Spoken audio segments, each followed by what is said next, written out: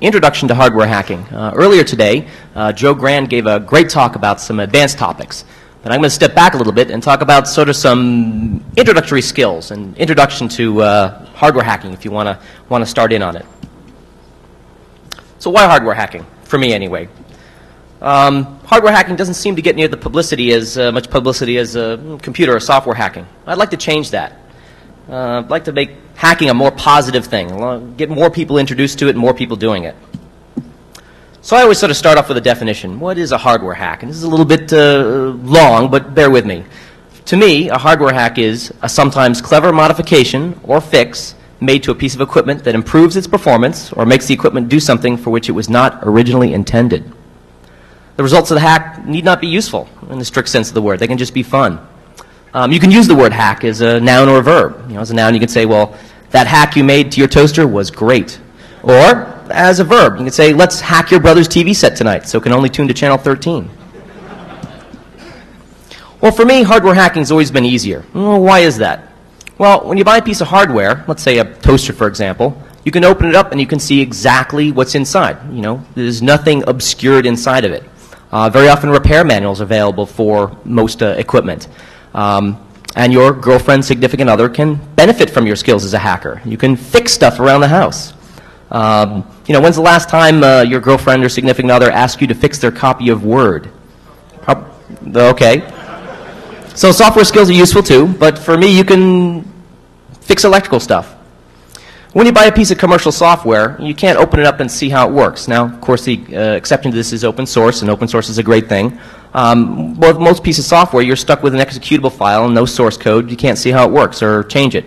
Its behavior is fixed usually, and to which things the original programmer intended it to do. You can't examine it and change it. Again, open source is sort of an example is an exception to this, and is a very good thing. A little bit about me. I graduated too many years ago from MIT with a couple of degrees. I've been hacking since I was a kid. When I was probably 8 years old, my father bought me one of those 101 electronics kits from Radio Shack. It said ages 13 and above, but he didn't bother reading the recommended ages. So I just sort of put stuff together. At first most of it didn't work, but as I got into it, I got more and more of the little circuits to work, and just enjoyed that. I also enjoyed taking apart stuff around the house, old radios, toasters, stuff like that. I've held a bunch of different day jobs. I've been a toy designer many years ago. I've designed digital cameras for Apple. I started a company a number of years ago called Pocket Science, and I'm a writer of the hardware hacking book, of which it is an example here. Took me about 2 years to write, and in it I gather a number of hacks that I did and some other stuff I thought was cool and put it together. Okay, in this talk we're going to cover a number of items. We're going to talk about some basic electrical engineering concepts. We're going to talk about some basic components, electronic components you'll see, and what they do. We'll talk about cracking the case, how to open up electronics without really destroying it. Many times you want the piece of equipment to be cosmetically clean when you're done, either for your own purposes or for purposes of not having it seen as being opened up. We'll talk a little bit about building circuits, how to read a schematic diagram, how to breadboard, which is a way to quickly prototype circuits without picking up a soldering iron. And then we'll talk a little bit about soldering irons, how to solder stuff together, how to connect up different integrated circuits. We'll talk a little bit about where to get parts, some places online and some places offline. And then we'll walk through a couple projects, stuff that I've worked on. I'll describe some of the parts and some of the motivations behind it. Both some small-scale stuff. I've got a toaster I hacked up. I hacked up a self-cooling beer mug and an electronic flashlight where I've taken an incandescent flashlight and did a quick hack and changed it to use LEDs. And finally, I'll walk through a semi-famous hack by a group called the Chaos Computer Club over in Germany called Blinken Lights, where they took a 8-story building and turned it into a giant display. So I'll talk about a few of the technical details behind that. Okay, there's sort of two basic classes of components that you can use when you build circuits. It's called passive and active. Passive parts are just that. They don't do anything active to a signal or do anything active to electricity. And there's sort of four that I'll call out right now that we can talk about. Resistors, capacitors, inductors, and transformers, which are actually a type of inductor. And then there's active parts, and that's sort of pretty much everything else, in which is transistors, diodes, and integrated circuits, which are basically just a bunch of transistors. Okay, resistors. What does a resistor do? It limits or resists the flow of electricity. A lot of times people like to think about the water pipe analogy when you think about electronics. Well, if you think about a pipe as a piece of wire with water flowing through it, a resistor would be a difference in diameter of that pipe that would either resist or allow more water to flow through it. Resistor values are measured in ohms. The equation that governs the flow of electricity through a resistor is V equals IR, where V is the voltage, I is the current, and resistance is measured is R. An example of how a resistor is used, a simple example, is you can use it to limit current through a light-emitting diode, or LED. LEDs are, you can't just hook them to a battery and let them light up. You need to resist or limit the flow of current through them. If you don't limit this flow, the LED will typically blow up. So that's what you use a resistor for. And what you do is you typically hook it in series, and I'll cover this in another slide. Resistors themselves, let's get a pointer here, come in lots of different packages. These are through-hole components. These are probably, maybe 5-6 millimeters long. They've got little metal leads coming out. This other one over here is a surface mount part. It's a little tiny chip, and they're getting smaller every day. Joe in an earlier talk mentioned that resistors are getting so small that you can actually inhale them and not know. They're actually getting that small. The schematic symbol for a resistor here is a line with a bunch of squiggly things, and we'll get into schematics in a little bit. But next to every component in a schematic diagram, there's typically what's called a reference designator. That's that letter R, standing for resistor, and a number telling you which resistor, and then a value. Right here it says resistor, which is a default for a schematic capture package I use. Capacitors. Capacitors store energy in the form of an electric field. They act basically like small batteries in a circuit. The value of a capacitor is measured in farads, which is named after Michael Faraday. Voltage, current, and capacitance follow a slightly different equation. You'll probably have to dig out your calculus books and your old math books to really work with this equation. But basically, the current that flows through a resistor is equal to the capacitance, the capacitive value, times the change in voltage with respect to time. So basically what this means is if you put a slowly increasing voltage across a capacitor, you can get current to flow through it. But if you put a constant voltage, just like if you touch a battery to the terminals, current will flow through it for a short amount of time, and then it will charge up like a battery. Capacitors are sometimes polarized, and what this means is that it has a plus side and a minus side, and if you hook it up backwards, it will pop. It will actually explode. So you need to look at the capacitor you're using. Typically they have a little plus marked on one side. Capacitors are often used to filter noisy circuits. Most capacitors are used in power supplies. When you convert power in a battery to use from a laptop or power from the wall current, used to usually filter it. Okay, so I'll get the pointer up here. So capacitors come in lots of different packages. This can here is a type of capacitor called an electrolytic capacitor. Electrolytic basically refers to the chemistry used to build it. Electrolytic capacitors are almost always polarized. This capacitor over to the left of it, this little yellow blob, is called a tantalum capacitor. They use a small dot of a metal called tantalum placed onto an edge of one of the metal pins inside of it, and it actually stores quite a bit of energy for a small package, and then they encapsulate it. Tantalums are almost always polarized, and if you do run a tantalum capacitor backwards, you'll get a nice little bang on the board. So if you want to have an exploding circuit, you can put the capacitors in backwards and watch the fireworks. Capacitors also come in little tiny chip scale packages. Let me get the pointer here again, which is over here. These are called surface mount capacitors. The schematic symbol for capacitor is here. It looks like two lines, like two plates, and that actually represents sort of the structure inside the capacitor. There's no wires that short across the two terminals of a capacitor. They're used to store energy. And again, you see the C1, C standing for capacitor, 1 the reference designator, and the value would be replaced with the word cap. Inductors. Inductors store energy in a slightly different manner. They store it in the form of a magnetic field. The value for inductors is measured in henries. The equation that governs the current and voltage and inductance of an inductor is given by the equation the voltage equals the inductance times the change in current with respect to time. Now what that means is an inductor, if you just took a battery across it and wait some amount of time, it looks like a piece of wire, and you get lots of current to flow through it.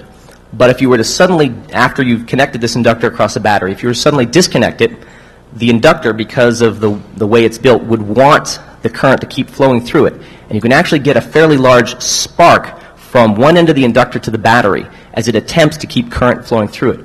A lot of the hand shockers and stun guns use inductors extensively in just this way. They switch the voltage up by using this principle.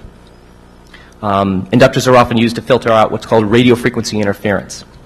Lots of 802.11 radios and other pieces of radio frequency equipment emit energy that sometimes you don't want your circuit to pick up, so you can use these to filter inputs. Inductors are used extensively in power supplies, typically to convert energy from one voltage to another efficiently. Transformers are a type of inductor. It's an inductor wound in a different way. I'll get that in a moment.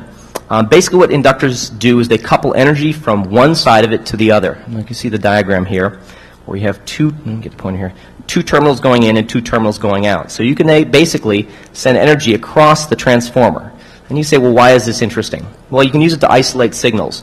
There are times when you have circuits where there's an area where there's a very high potential voltage, a very high voltage on one side, and you want to protect the other side of the circuit from that, so you can use a transformer.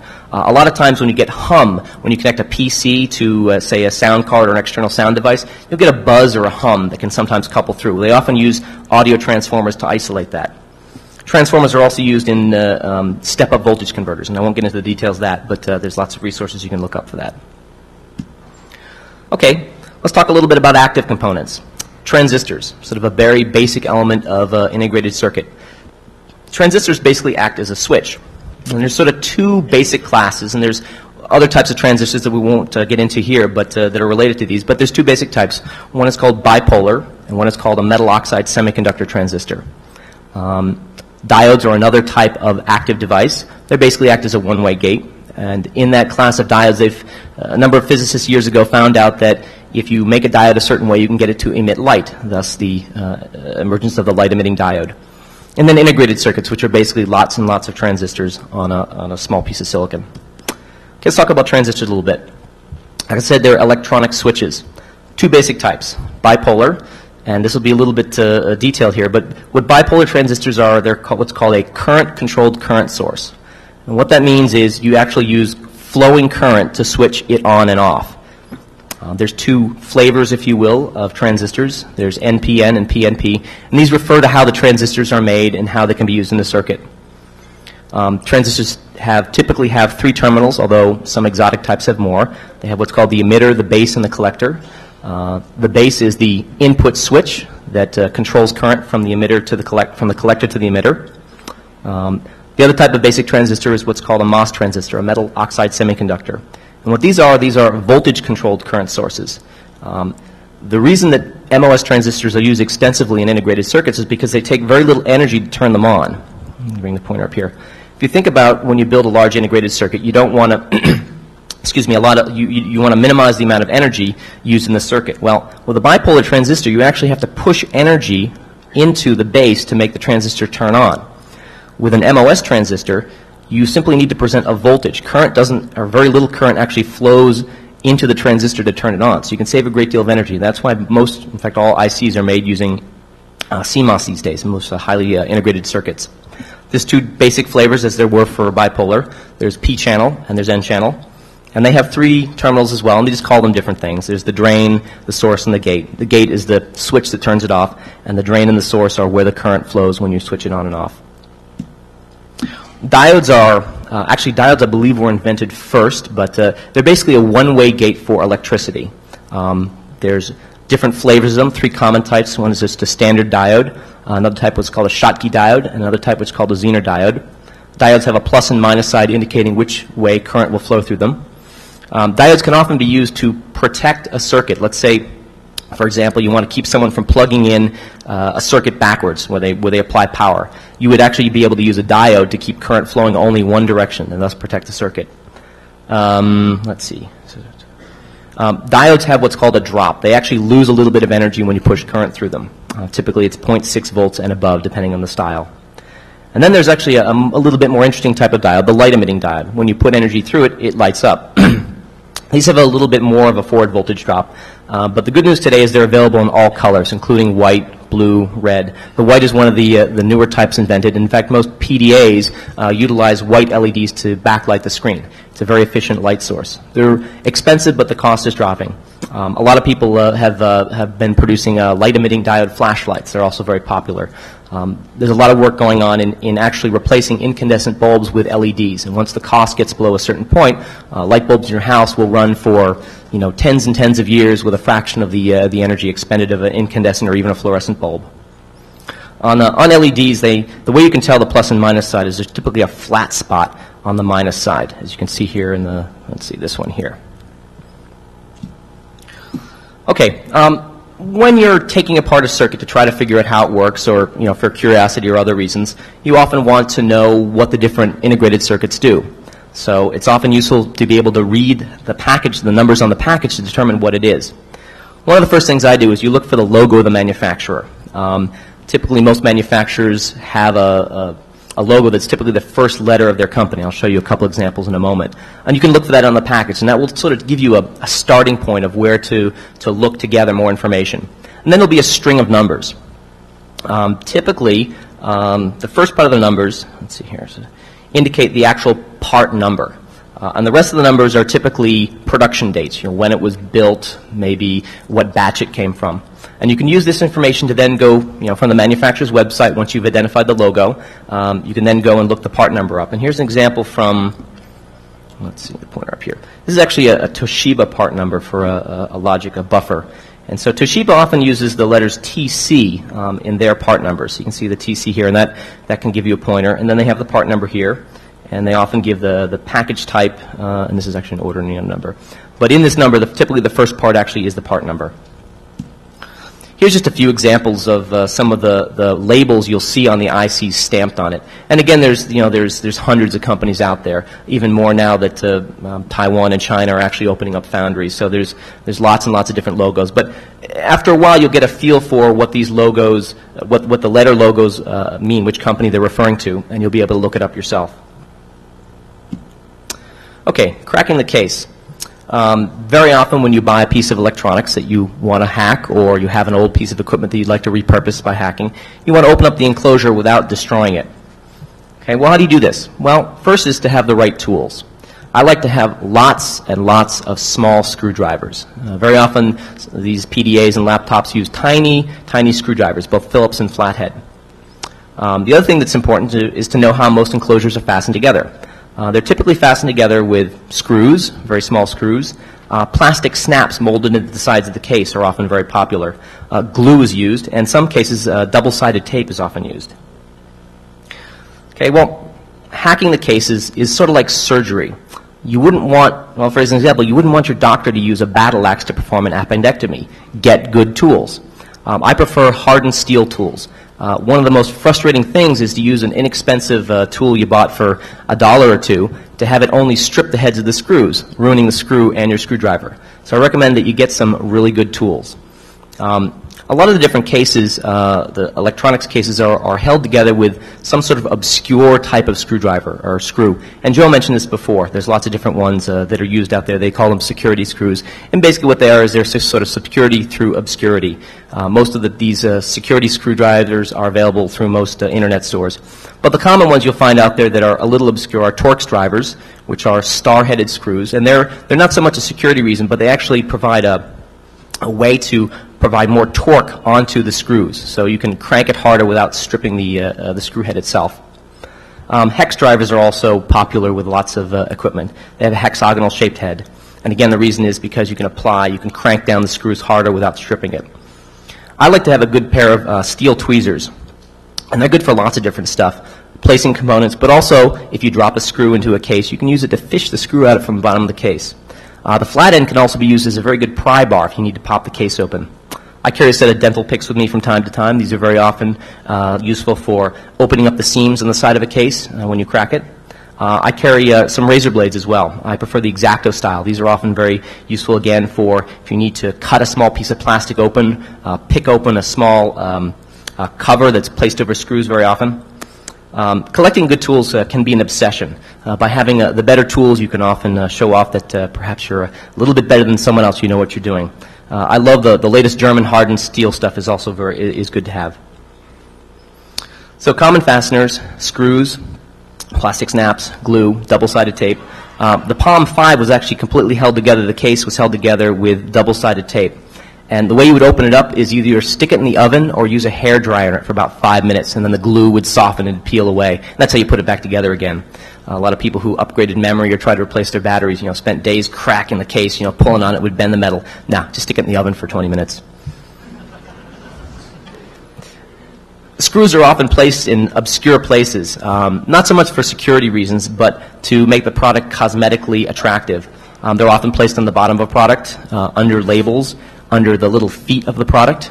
So it often pays to peel open those little round circles you see that look like they're the same color as the plastic of the case, but maybe a little bit different texture. You'll often find a screw behind those. So good ways to open up a case. I'm going to switch over to a video here. I can show you some of the techniques I use. Clear a nice big tabletop. The screws on the small electronics are actually very easy to lose. I often place sheets of white paper on the table first, simply because the screws are more easy to see when you drop it on a piece of white paper. Obviously, you want to power down whatever you're taking apart. You want to unplug it and or remove the batteries, lest you get a shocking surprise. The first step I take is you carefully remove all the screws you can find. Make sure you look under all the labels and feet. One of the techniques I found, if you intend to put it back together again, is to take a piece of paper and sketch out a crude outline of the product and tape the screws to the relative location from which you put them. And that way you know where they're going to go when you put it back. If you'll excuse me for just a moment, I'll bring up a webcam and show you what I mean here. Picture is often worth 1,000 words, so let's see if I can show you this.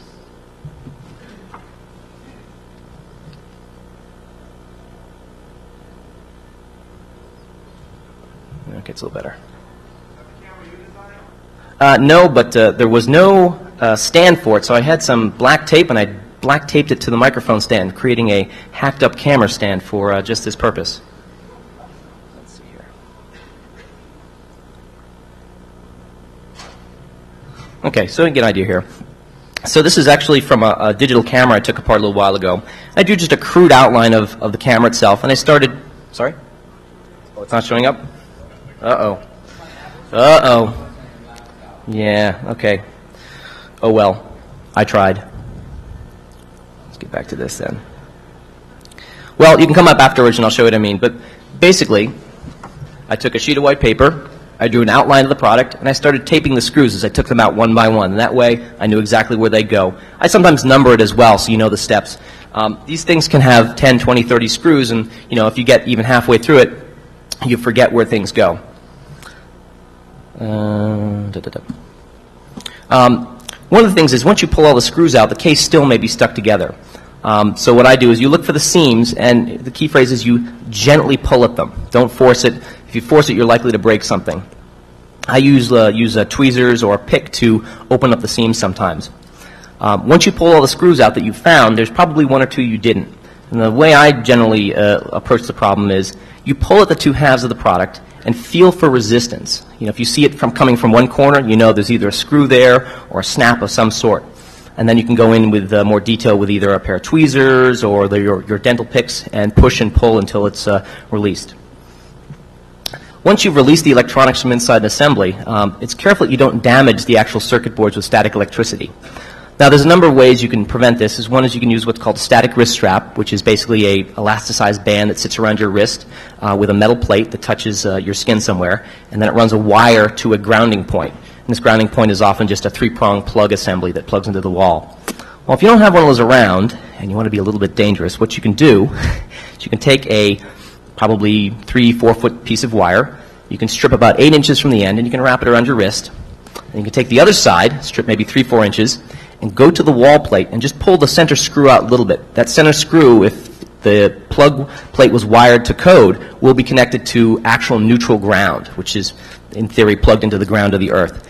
Screw it back in such that the wire at that one end touches the wire, and you've got a nice hacked-up wrist strap that will keep you from damaging the circuit with static electricity. Do not, I repeat, do not plug the wire into any one of the 3 sockets. You might think that neutral plug on the third one is ground, and it typically is, but it's safer to use that screw on the case, on the outside of the wall plate. Okay, building circuits. Well, there's a couple of skills involved that you need to build circuits. The first one would be, if you want to build stuff that other people have designed, is how to read a schematic diagram. Another skill that's often useful for quick prototyping is what's called breadboarding. This allows you to quickly assemble circuits without actually soldering. It has some limitations, which we'll talk about. And the third is once you want to build a circuit that's semi-permanent or permanent, you need to use solder to connect the different wires and ICs together. We'll touch on different types of irons, bench-style, portable, cordless. There's some great cordless soldering that's out there that are powered off of butane gas, don't require any plug-ins. We'll talk a little bit about solder, and we'll talk about another type of material called a perf board, which is another prototyping tool, and we'll talk about some of the tools you can use to work with these items. Okay, I hope you can see this up here. Yeah, okay. So this is a simple schematic diagram for a little PIC-based project I worked on. So let's walk through a couple items in the schematic diagram. So down here is typically what's called the title block, and this has typically the guy who designed it, his name, the project name, the revision number, when it was drawn. Around the outside, you'll see a set of numbers and letters, and what this allows you to do is call out coordinates of an object within the diagram if you want to find it. So along the top, I think there are numbers, and along the side are letters. You can say A3 might be this area right here. So if you're communicating with someone else on a problem or a change to the circuit, they don't have a piece of paper in front of them, you can use these coordinates to tell them where to look. Let's look at a couple things in the circuit here, the schematic diagram. Every part will have what's called a part reference. And here, on this integrated circuit, it says, a little hard to read, but U2. The letter U is universally used to refer to any type of integrated circuit. And the number 2 means it's the second integrated circuit that was probably placed when it was drawn. Let's see, oops, where's the pointer again? Come on, oops. Okay. Along the sides of the IC will be the pins that actually provide connectivity to the outside world. They have numbers and they have names inside the box that describes the IC. One of the connections that you need to give to almost every IC is power.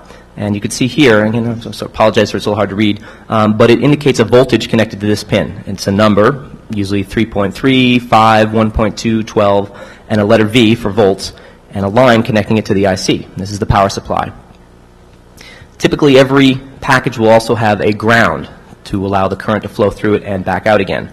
Now, not every schematic will have grounds because some assume that the schematics are communicated within the company, often in electronic form. So they often hide that ground connection. So you won't always find it on every schematic diagram you encounter.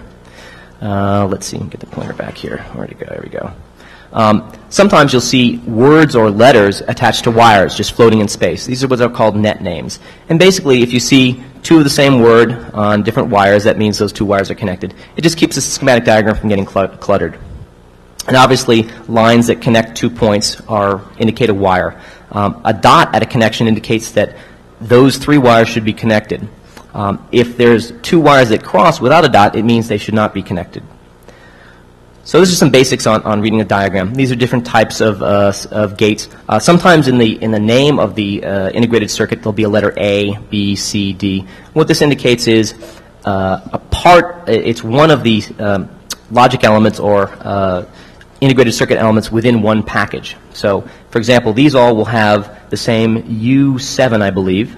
U1, but they're labeled U1A, B, C, and D. Well, these are all in the same electronic package, but they're independently connected. And here's an example of a diode, a transistor. These pieces, these blocks over here, typically will be connectors, and these allow you to get signals on and off the board. Okay, building circuits. Well, a quick and dirty way to build circuits is use what's called a breadboard. What breadboard is basically it's a piece of plastic with a bunch of holes in it, and underneath the holes are little metal trays that connect a series of these holes together. And what it allows you to do is take dip style or dual inline package. These are the integrated circuits that are large packages with big pins. You can plug them in directly and then use just solid core wire to make jumpers between connections. These holes will actually hold the wire in place. So within a few minutes you can breadboard simple circuits. Now, it's not particularly useful for high-frequency circuits, radios, and so forth, but you can build microprocessor-based stuff and simple audio circuits as long as they're not too high-frequency. The reason is because these wires are hanging out in space, and when you get to high-frequency circuits, those wires actually look like circuit elements and can alter the way the circuit works. These days, a lot of integrated circuits don't come in dip packages anymore, so breadboarding is not so popular anymore. There are a number of companies that make adapters, so you can take that big flat part that has, 150 pins around the edges, and you can actually convert it to some sort of package that has lots of pins that you can then use breadboarding. Well, if you want to make something a little bit more permanent, you're going to want to solder the elements together. Well, what do you need? Well, you need a soldering iron, you need solder, flux, and then it's not required, but it's very helpful to have what's called some sort of solder remover system. Soldering. Well, there's two basic types. There's electric and there's gas or butane irons. Electric irons obviously plug into the wall, and butane or gas-powered irons are like basically souped-up cigarette lighters. So here's a couple examples of these. These are very useful to have when you know you're not going to be near an electrical power outlet or where it's difficult to get the cord. You don't want the cord in the way. Lots of different types of solder. I'll touch on a few types. The most traditional type is a tin-lead mix. The lead gives it the low melting point. The tin gives it some electrical characteristics that are desirable. It obviously has lead, so it's not being used as much these days. There's lead-free solder that uses other materials. There's silver-based solder that some people use. When you do solder, I often use what's called a tip cleaner. When you solder, you'll get solder blobs onto the end of the iron, and the iron will actually oxidize a little bit because it's so hot and has all these chemicals on it. So you can either use a sponge. You can take a kitchen sponge, cut it in half, put a little bit of water in it, and you can quickly wipe the tip on it. Or you can use a copper sponge, which is basically a scrunched up copper, and you can dip the tip in that, and that will clean the tip. Before you solder two things together, you can often you want to make the surfaces clean, and what you use that for is flux. It's a slightly acidic material that essentially cleans off any oils on the surface of the two things you want to solder together. Lots of different types. There's the traditional rosin core, but there's a newer types. One's called water soluble. Basically, you can wash it away with deionized water. You don't want to use regular water to clean circuits because it has impurities and it can actually interfere with the circuit once you've cleaned it. So if you use water soluble and no clean are often used in conjunction. What no clean means basically is you can use the flux to clean the circuit when you're the surfaces before you solder them, and you don't need to wipe it away when you're done. If you use a rosin core or acid-based solder, you need to use a flux remover, which comes in a spray can. Very often you'll make a mistake in the circuit. You'll solder two things you didn't mean to solder together, and you need to remove that solder. Well, there's two basic ways to do that. There's a material called solder wick, which is basically a braided piece of copper that acts like a sponge, and they have what's called a solder sucker. And what a solder sucker is a spring or electrically powered pump that you cock, you put next to the two items in question that you wish to remove the solder, heat the joint, hit the button, and it sucks the solder away. Solder wick can be more precision because you can place it at the exact point you want, you heat it, and again it acts like a sponge, but solder suckers will often remove more solder in bulk. Okay, well, if you're soldering things together, you can't obviously use the proto boards. You need to use something called perf board. And what perf board is basically, it's a blank circuit board that you can solder to. It's made out of fiberglass typically, and it will typically have evenly spaced metal holes that are plated through on both sides. So you can insert your components and then solder to the plated holes and use wires to connect your different integrated circuits. It holds it in place and makes it a clean and even layout. Tools. Well, you typically want a set of wire strippers if you'll be connecting circuits together. There's lots of different types out there, expensive, inexpensive. You'll need wire of some sort, various gauges, both stranded and solid core wire are useful to have around. And instead, wire cutters are useful as well. Wire strippers often include the cutters with them, but it's nice to have a small pair that's a little bit more precision to clip away leads. You notice the resistors had two metal wires coming out the sides. Well, once you solder them to a circuit board, those wires are hanging out in space. You want to clip those away. And I like a set of Needle nose pliers, again, to bend things around, to move them around once they've been soldered down. Okay, where to go to get parts? I have a couple favorite places online that I go to. A company called DigiKey. There's the website. They have tens of thousands of different components, most available for shipment within 24 hours. Another company I like to use is Mouser. They also have a large stock of products. A slightly smaller company called Jameco. They have a large stock of electronic components. A little bit more on the surplus side is a company called American Science and Surplus. They often sell not just components, but they'll sell the circuit board from an old toy that didn't make it, or old video camera components. So they're kind of fun to pick up pieces that you can use to hack yourself. And then there's a company called Halted. They have a website called HSC. They also have a real-world store in Santa Clara, California, and it's almost like a museum. They've got computer equipment, circuit boards back to probably the 70s. They buy out surplus equipment from companies that are either going out of business or want to liquidate inventory. So it's actually a great place just to sort of wander around. In California, in parts, I think out here, they have a big store called Fry's. They actually carry electronic components. Although it's shrinking, they still have a pretty good selection of parts. And of course, Radio Shack, we all know about Radio Shack and the quality of their stuff, but they're everywhere, and they can often be used to do the job. We'll do a couple project walkthroughs. A little while ago, I hacked up a toaster. A little while ago, several years ago, there was a little buzz in the UK about a design student who put together a weather toaster, and basically would toast a picture of a cloud or the sunshine on a piece of bread. And he got a lot of press for it. It was pretty complicated, all kinds of motors and gears, and there was a little, it was a Java-based system, so it would go out and grab weather from some website. Well, I thought this was kind of complicated, and there might be an easier way to do it. So I made sort of design trade-offs, and I hacked something together in a weekend. And basically what I did is I opened up the toaster, and I clipped the toasting elements inside it. This is an example here of one of the sort of toasting walls inside your toaster. If you look inside when it's going, you'll see these wires glow red hot. Well, this is an example of how they're wired inside your toaster. So what I did is I cut it such that you would either be able to switch on the top elements or the bottom elements. And I used a high voltage relay so it could switch the wall currents through it, and rewired it slightly so that you would either select the top or the bottom to toast onto. And I put a switch, and then I also put a computer-controlled relay to control it, so you could actually toast two different patterns. And the other part of the trick was I created what's called a toast mask. And what this toast mask would do is it would sit in front of the toasting elements here and prevent the bread from being toasted along the lines of whatever your mask looked like. So you'd have a piece of bread that would be mostly brown with the word hot or cool toasted onto it. And then you basically use wires that you hold on the inside of the toaster. This is in my book, so this is some more details about this, but this was sort of a fun hack I put together. I've also been reading about overclocking and the use of these solid-state coolers. They're called Peltier junctions. And I thought, wow, that's a little miniature solid-state refrigerator. What could you do with that? Well, I did a little more searching, and I found a website of a German fellow or a Danish fellow who had put together a beer glass that ran with one of these. And he basically sort of mounted it on the bottom and didn't make real good contact with the glass. And I thought there's a better way to do this. So what I did is I had one of these extra cooling systems available, and I knew that metal conducted heat a lot better than glass did. So I mounted the cooler to the bottom of a pewter beer stein, and I created the self-chilling beer mug. And here's how it's connected. So you've got your beer mug here. Mounted to the bottom of the beer mug is a layer of thermally conductive grease or thermally conductive adhesive. There's a heat pipe, which is basically a block of metal. And then there's what's called the Peltier junction cooler, which is the device that, it's actually a heat pump. It moves heat from one side to the other, or cool from one side to the other. So you stack these up. This device is connected to the block, which is glued to the bottom of the mug. And then there's a heat sink to pull basically the bottom of the Peltier junction gets hot and the top gets cool. So you put a heat sink on this because you've got to remove the heat some way or else it won't work. And then a fan on the bottom. And the whole thing is powered from a 12-volt cigarette lighter adapter or an old PC power supply. And you can come up and look at it afterwards, but here it is. It'll keep your beer very cold.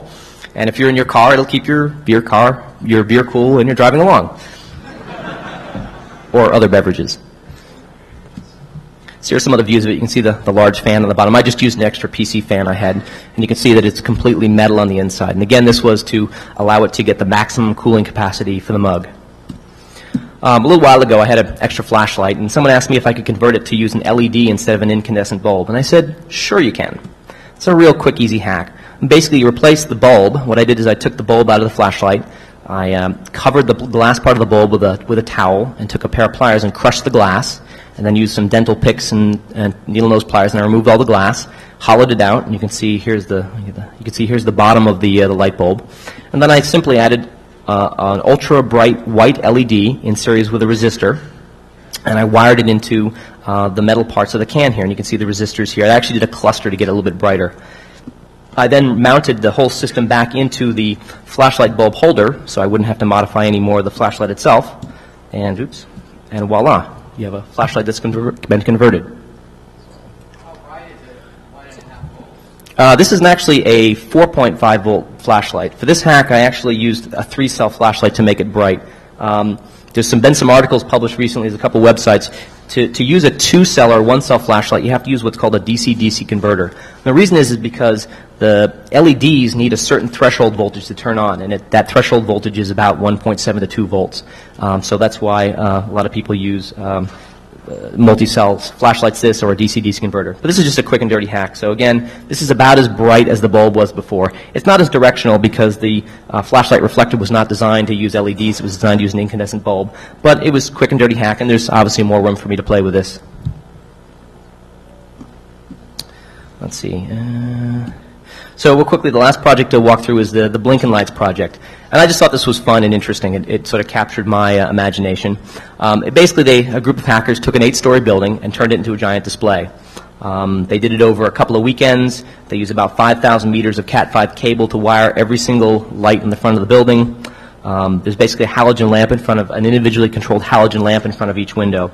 The whole system was controlled by a Linux PC with a 192-channel parallel I/O card. So here's sort of their basic setup. They had a sort of a master computer down here, and they ran cable to every single one of these lights to a little relay, and the relay would switch on or off one of these halogen lamps. So lots and lots of wiring went into this project. And you can see some of the pieces here. They used these wooden trees to hold the lamps in place.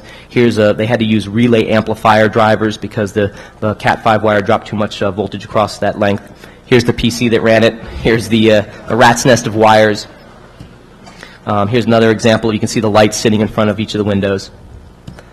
So I'd like to inspire a renaissance in hacking. Hardware hacking is actually pretty easy and it's a lot of fun. It's actually really akin to recycling. You take old equipment that maybe doesn't have a use anymore and you give it new life. You can learn a lot while you're doing it. And I find the process of deconstruction to be highly educational. But be careful when you do. Make sure stuff's unplugged. High voltages are bad for your heart. So go home and hack something today. Thank you.